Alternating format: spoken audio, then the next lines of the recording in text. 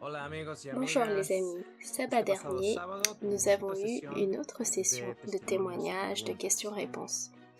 Et cette session complète, nous allons l'uploader très vite sur YouTube. Mais avant tout, nous aurions aimé partager avec vous un avant-goût, le témoignage de Uvi et de son époux Pablo. Je pense que ce sera une énorme bénédiction pour nous tous. Non seulement pour ceux qui l'ont déjà entendu en direct, et si ce n'était pas votre cas, pour ceux qui vont l'entendre maintenant. Ce que Uvi a partagé avec nous constitue la preuve la plus évidente que comprendre que Dieu est bon tout le temps, c'est le seul médicament pour le cœur, quand celui-ci est en souffrance. Et donc, un énorme merci à Uvi d'avoir partagé cela avec nous. Cela fut une vraie bénédiction pour nous tous qui étions en direct et je suis certain que ça va continuer à l'être pour ceux qui vont l'écouter. Je vous laisse maintenant avec elle. Voilà. Est-ce qu'on m'entend? On m'entend? Ok. Avant tout, j'aimerais te remercier, Oscar, pour cet espace que tu nous donnes et te remercier parce que cela a été une vraie immense bénédiction dans nos vies. Je t'avais envoyé un message via Facebook, je sais pas si tu te rappelles.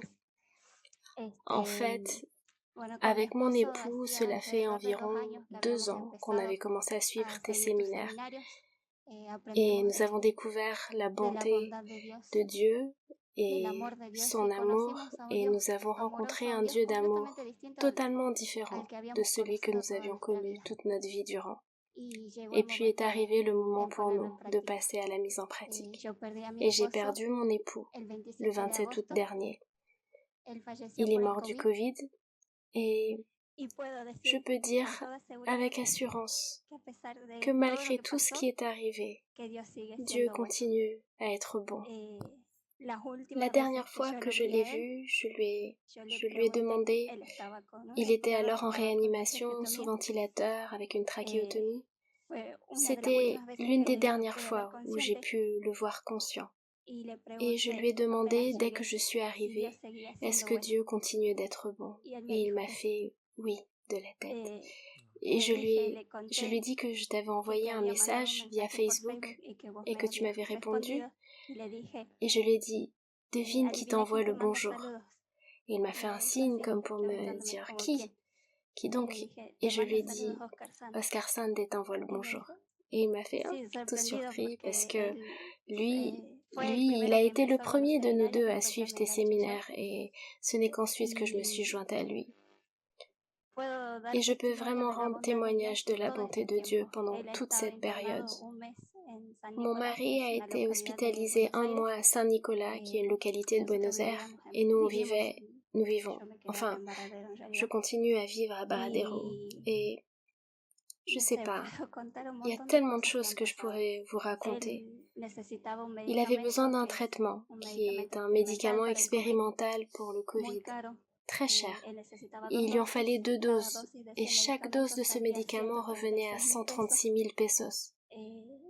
Et quand on m'a dit que son état nécessitait ces 2 doses, je me suis assise pour essayer de faire les comptes, et je peux te dire que j'arrivais à peine à atteindre le montant nécessaire pour une seule dose.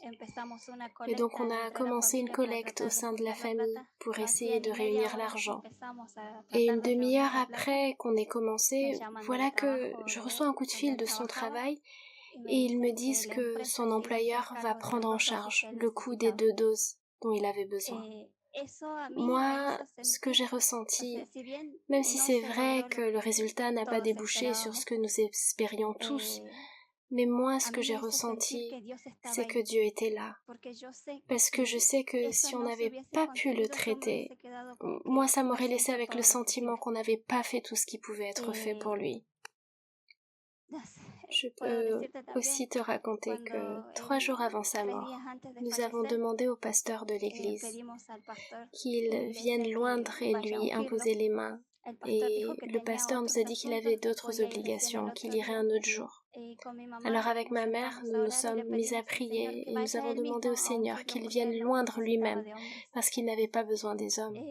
Et on avait à peine fini de prier que les diacres de l'église sont venus nous trouver pour nous dire que finalement le pasteur allait venir parce que Ils l'ont un peu poussé, pour ainsi dire.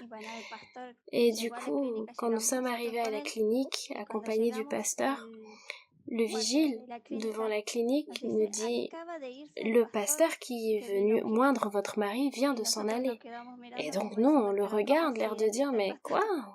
Puisque le pasteur est là avec nous, c'est nous qui l'amenons. » Et le vigile a eu l'air très surpris et il m'a dit « Bah, c'était un homme très bien vêtu, il portait un costume, madame, un costume impeccable. » Avec une veste, chemise, il était tiré à 4 épingles, il avait une telle présence. Sont les mots du vigile. Et ce pasteur, il était donc venu, il avait loin mon mari, et en partant, il avait dit au vigile, je suis venu pour un, mais au final, j'en ai oint 3. Et puis il est parti. Et aussi, quand ce pasteur s'est présenté, il a donné tous les détails, toutes les précisions sur mon mari. Il a dit, je viens oindre monsieur Pablo Díaz Roman, carte d'identité numéro tant. Et du coup, comme nous avions déjà demandé la permission à la clinique pour que vienne un pasteur, eh bien le vigile l'a laissé passer. Et donc, jusqu'à aujourd'hui, on ne sait pas. En fait, si, nous, on sait qui c'était. Je sais que le Seigneur a pris, il a eu la compassion, il a pris le temps de venir lui-même afin de l'oindre. Et oui, il y a des jours où je me sens triste, mais Dieu sait me relever. Et j'ai 2 petits garçons, ils ont 11 et 4 ans, mes bébés. Mais Dieu me donne la force, il la renouvelle tous les jours. Et dans mes pires moments, il a su me relever et m'envoyer les personnes qu'il fallait pour m'aider. Dans notre famille, avec tout ce qui s'est passé, dans notre famille, il ne viendra à l'idée de personne de penser à blâmer Dieu pour ce qui s'est passé. C'est comme si notre foi avait gagné toute notre famille. Et toute notre famille aujourd'hui affirme que Dieu est toujours bon. Et c'est vrai, Dieu continue à être bon, malgré tout, malgré le fait qu'aujourd'hui je sois sans lui, Dieu continue à être bon, parce que je sais que le jour où le Seigneur reviendra, je le reverrai, et nous serons réunis pour toute l'éternité. Et ça, et le fait que le Seigneur nous ait préparés de cette manière pour passer cette épreuve, ça me montre à moi quel Dieu nous avons. L'amour de Dieu est infini parce qu'il nous avait préparés. Pas depuis 2 ans. Je regarde en arrière et je me rends compte que cela faisait des années que Dieu nous préparait. Et comme je te disais, nous avons fait la connaissance d'un Dieu d'amour, un Dieu bon, entièrement. Et le moment est venu où tous les deux, nous avons dû mettre tout cela à l'épreuve. Et Dieu est tellement bon parce que je sais qu'à lui, il lui a donné la victoire. Et à moi, il va me la donner aussi. Et il nous permettra un jour de nous revoir et de nous retrouver en tant que famille. Et donc, merci à tous. Oui, merci. Je crois que ton témoignage n'a laissé aucun œil sec parmi ceux qui t'écoutent. Regarde, je veux te montrer quelque chose. Regarde, voici mon portable. Et à chaque fois que j'allume mon portable, je change les photos, mais ouais, voilà. Chaque jour est un jour plus proche pour nous. Pour nous, c'est un jour plus proche. C'est un jour plus proche, un jour glorieux auquel nous aspirons chaque jour, tout en sachant que, en attendant, le Seigneur est avec nous. Pour toi, c'est récent. Pour certains, il y a déjà plus de temps qui s'est écoulé. Et dans le cas de mon épouse, c'est incroyable, mais il s'est déjà écoulé plus de 3 ans et 3 mois et 9 jours. Non pas que je sois en train de compter, hein. Et j'ai encore besoin du ukulélé. Le ukulélé n'est jamais très loin, il faut que je l'ai sous la main parce que parfois il y a des moments de bas où nous avons besoin du ukulélé pour chanter. Ou alors nous avons besoin d'autres petites choses, mais Mais le Seigneur a commencé à sceller quelque chose d'incroyable ici et je veux te remercier pour ce témoignage parce que ce témoignage confirme une nouvelle fois que quand nous comprenons que Dieu est bon, c'est le seul médicament qui peut nous aider à surmonter, à vaincre tout le mal que ce monde recèle. Des témoignages tels que le tien et celui de ton époux non seulement nous fortifient, mais en même temps ils mettent en lumière la médiocrité d'un évangile qui se préoccupe de savoir si nous sommes dans une zone exposée à la 5G ou si telle ou telle loi va passer et si nous allons être persécutés. Quand tu te retrouves avec ton mari dans un service de soins intensifs, quelle tribulation, quelle loi, quelles histoires, ou comme disent les Espagnols, mais qu'est-ce que tu es en train de me raconter?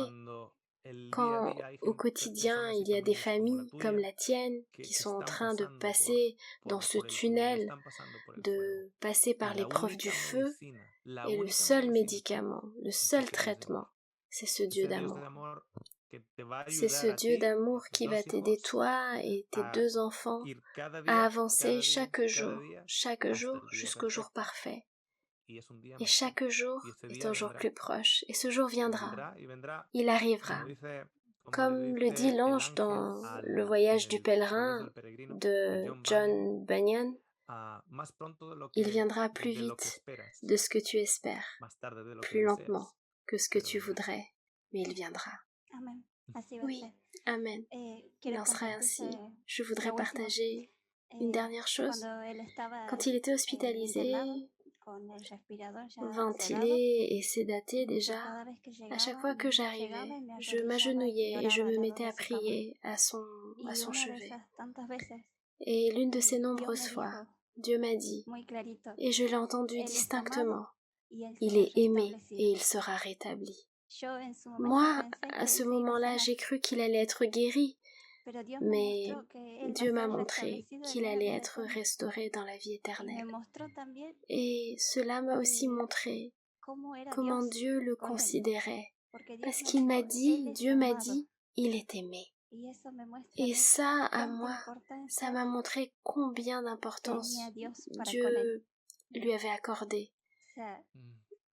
C'est-à-dire que je sens qu'à cause de la façon dont il est resté ferme dans sa foi, à ce moment-là, Dieu lui a montré toute son estime. Et il me le démontre à moi aussi avec mes fils, parce que Dieu s'est préoccupé de nous et a répondu à tous nos besoins, en tout. Dieu prend soin de nous tous les jours. Alors voilà. Merci beaucoup. Merci infiniment pour ta foi, pour ton espérance et pour avoir partagé à propos de ce Dieu d'amour avec nous tous. Nous t'embrassons très fort, nous tous. Nous embrassons tes enfants aussi. Et les amis, Dieu est bon, toujours. Et il continue à être bon aujourd'hui, même au milieu de nos circonstances. Il est la seule médecine pour l'être humain. Et si nous comprenons de la même façon que Pablo, que Dieu a pris le temps d'aller à l'hôpital pour l'oindre, et on pourrait dire, ouais, mais peut-être que c'était ceci ou que c'était cela. Peu importe. Ce qui importe, c'est que, en ce qui te concerne, toi et ta famille, et pour Pablo, Dieu vous a laissé quelque chose à quoi vous raccrocher. Une preuve, une cordelette, quelque chose à garder qui vous permet de dire non, le Seigneur est venu à l'hôpital. Peut-être sous forme de ceci ou à travers de cela, telle ou telle personne. Qui que ce soit ou quelque manière que ce soit, le Seigneur est venu à l'hôpital. Il a répondu à ma prière de cette manière-là. Et le Seigneur a restauré, il a guéri. Et maintenant, nous sommes simplement dans l'attente que le rideau soit levé, que les cieux s'enroulent, se retirent, et que l'étreinte éternelle se produise, et que la restauration et que les retrouvailles entre époux, entre le papa et ses enfants, ça va être incroyable. Ça va être incroyable. Alors, continue à aller de l'avant, un pas après l'autre, un petit pas à la fois. Merci infiniment. Merci Oscar.